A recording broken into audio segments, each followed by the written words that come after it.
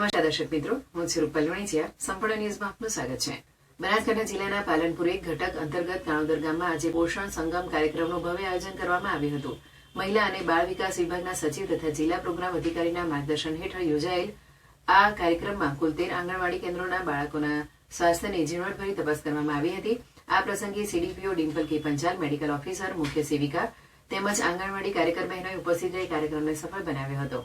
આ કાર્યક્રમ દરમિયાન ગામના અતિ ગંભીર કુપોષિત, મધ્યમ કુપોષિત અને અતિ ગંભીર ઓછું વજન ધરાવતા બાળકોનું આરોગ્ય પરીક્ષણ કરવામાં આવ્યું હતું, જેમાં નિષ્ણાતો દ્વારા બાળકોના વજન, ઊંચાઈ અને BMS એટલે કે બોડી માસ ઇન્ડેક્સ આપી તેમના સ્વાસ્થ્યનું મૂલ્યાંકન કરાયું હતું. ખાસ કરીને મહિલા કલ્યાણ નિધિ ટ્રસ્ટ કાણોદરના સહયોગ અને પરીખ ફાઉન્ડેશન મુંબઈના સૌજન્યથી તમામ કુપોષિત બાળકોને વિશેષ પોષણ કીટનું વિતરણ કરવામાં આવ્યું હતું, જેથી તેમના આહારમાં પૂરતા પોષક તત્વો મળી રહે. કાર્યક્રમમાં ઉપસ્થિત વાલીઓને સંબોધતા સીડીપીઓ ડિમ્પલ કે પંચાલે બાળકોના સર્વાંગી વિકાસ માટે યોગ્ય આહાર અને સ્વચ્છતાનું મહત્વ સમજાવ્યું હતું.